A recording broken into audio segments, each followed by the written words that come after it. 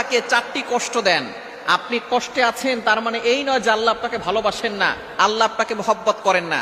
আপনি কষ্টে আছেন, এটা হচ্ছে আল্লাহ আপনাকে ভালোবাসেন, এটা বোঝার অন্যতম একটি লক্ষণ। আপনি কষ্ট থাকলেই বুঝবেন যে আল্লাহ তাআলা হয়তো আপনার গুনাহ মাফ করাচ্ছেন, অথবা আল্লাহ পাক রব্বুল আলামিন আপনার মর্যাদা বৃদ্ধি করে দিচ্ছেন।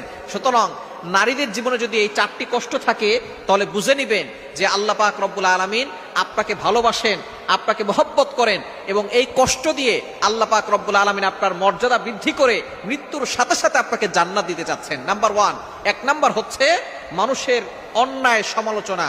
আপনি কোনো কাজ করেন না, কিন্তু মানুষ আপনাকে মিথ্যা অপবাদ দিচ্ছে, আপনাকে মানুষ গালিগালাজ করছে, মানুষ আপনাকে অপবাদ দিয়ে আপনাকে হেয় প্রতিপন্ন করছে, ক্রিটিসাইজ করছে। যদি এরকম দেখেন তাহলে মনে করবেন আল্লাহ আপনাকে ভালোবাসে।